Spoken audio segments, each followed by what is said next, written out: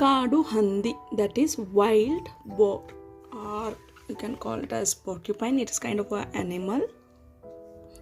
Guturu hakutta,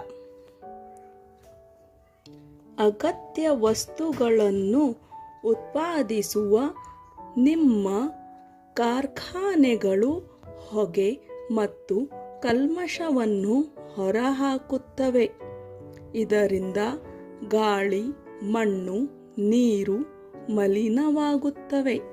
ಇದೇಕೆ ನಿನಗೆ ತಿಳಿಯುತ್ತಿಲ್ಲ? Now the wild boar comes and asks,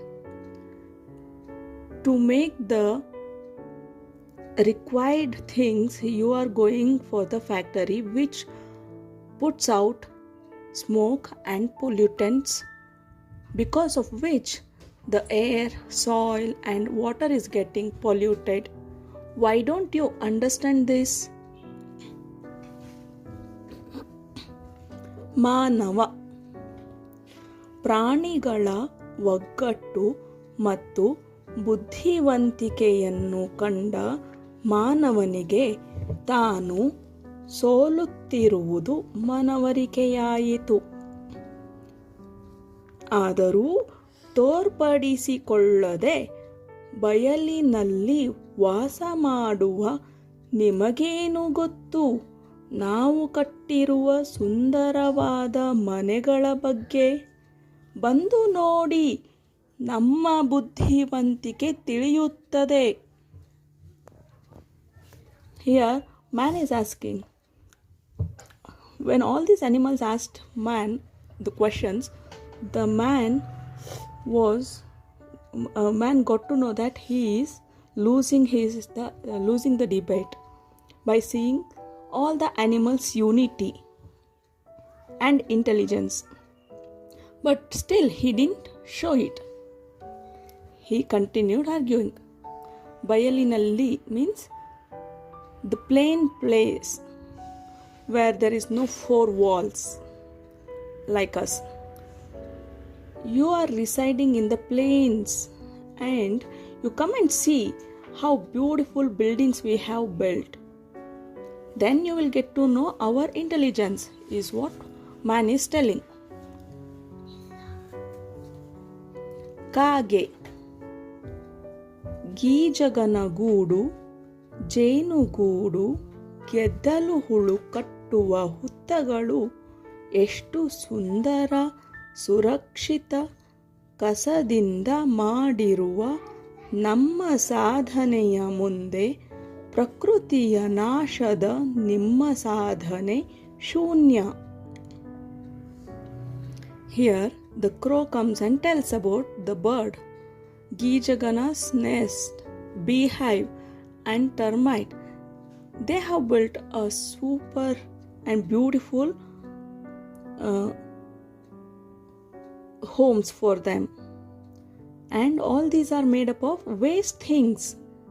In front of this achievement, your achievement is zero because you are destroying the nature, is what the crow is saying. ಪ್ರಾಣಿ ಪಕ್ಷಿಗಳ ಬುದ್ಧಿವಂತಿಕೆಗೆ ಮಾನವ ಬೆರಗಾದ. Animals and birds' intelligence. The man got surprised. Man got surprised by seeing the intelligence of animals and birds. Now, ಮಾನವ, ಆಶ್ಚರ್ಯದಿಂದ, ನಿಮಗೆ ಇದೆಲ್ಲ ಹೇಗೆ ತಿಳಿಯಿತು? Man with surprise, how come you know all these things? ಕೊಕ್ಕರೆ, ಸ್ಟಾಕ್, ಬಳುಕುತ್ತ, ನಮ್ಮಲ್ಲಿ ಕೆಲವರು ವರ್ಷದಲ್ಲಿ ಕೆಲವು ತಿಂಗಳು ದೇಶ ವಿದೇಶಗಳಿಗೆ ವಲಸೆ ಹೋಗುತ್ತೇವೆ. ಅಲ್ಲಿ ಗೆಳೆಯರೊಂದಿಗೆ ಚರ್ಚಿಸುತ್ತೇವೆ. ನಿನಗಿದು ತಿಳಿಯದೆ? Now the stork comes and says,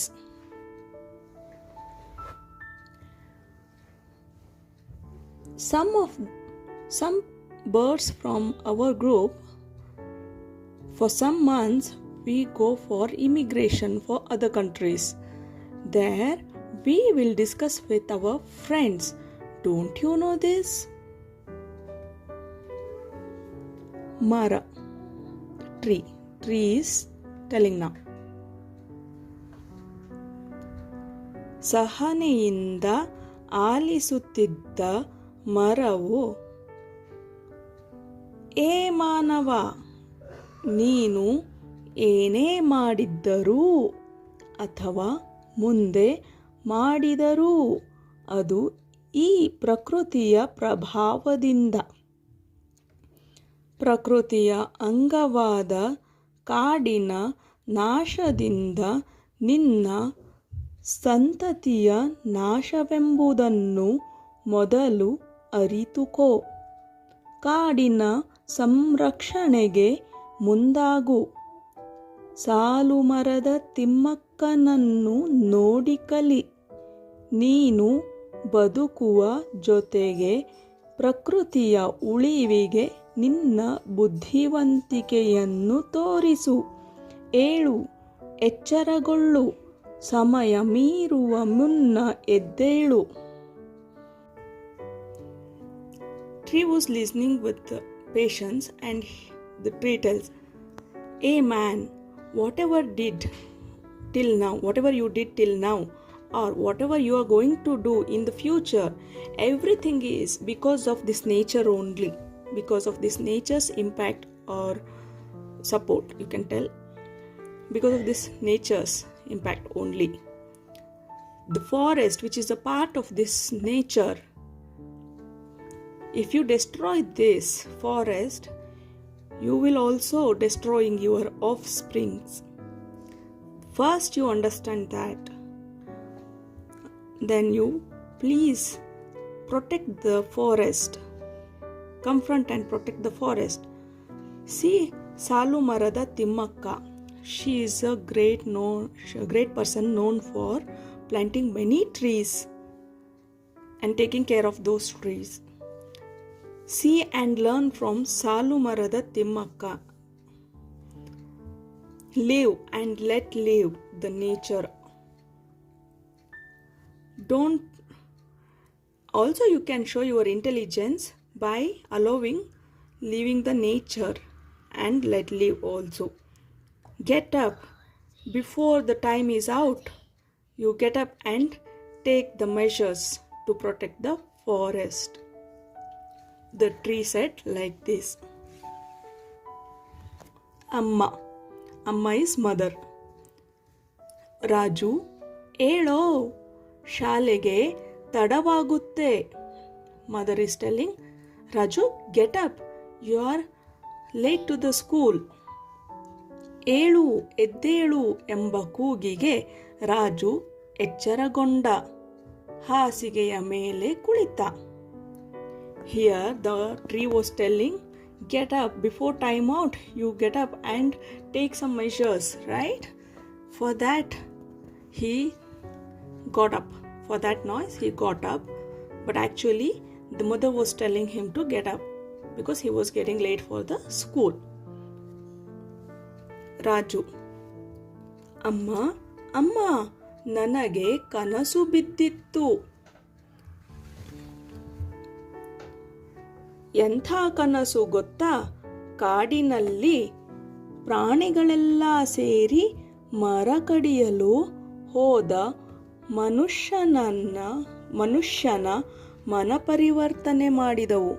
ಅಲ್ಲಿ ಎಷ್ಟೆಲ್ಲ ಪ್ರಾಣಿಗಳಿದ್ದವು ಗೊತ್ತಾ? Raju is telling, Mother, I had a dream. Do you know what kind of dream was it? In the forest, there were many animals who stopped a man who wanted to cut down the tree. And you know how many animals were there? He is excited to tell the story. Amma, ಹೌದಾ, ನಿಜವಾಗಿಯೂ ಇದು ಒಳ್ಳೆಯ ಕನಸೇ. ರಾಜು ನಿನ್ನೆ ರಾತ್ರಿ ಕಾಡಿನ ಕಥೆ ಓದಿ ಮಲಗಿದೆಯಲ್ಲ, ಅದಕ್ಕೆ ಈ ರೀತಿ ಕನಸು ಬಿದ್ದಿದೆ. ನಾವು ಪ್ರಾಣಿಗಳಿಂದ ಕಲಿಯೋದು ಬಹಳಷ್ಟಿದೆ. ನೋಡು, ಆ ಕೋಳಿ ಕೂಗಿ ಎಲ್ಲರನ್ನೂ ಎಚ್ಚರಿಸುತ್ತಿದೆ. ಏಳು ಬೇಗ. Now mother is telling, oh, is it? It is a good dream. Good, ಒಳ್ಳೆಯ. It's a good dream. Raju, yesterday, right, you read the story of forest and slept off, right? That's why you got a dream like this. And we should learn. There are many things to learn from animals. See that hen. Hen is crowing and the hen is making the sound in the morning, and it is making everyone to get up in the morning, is what mother is saying. There are many things which we have to learn from the animals.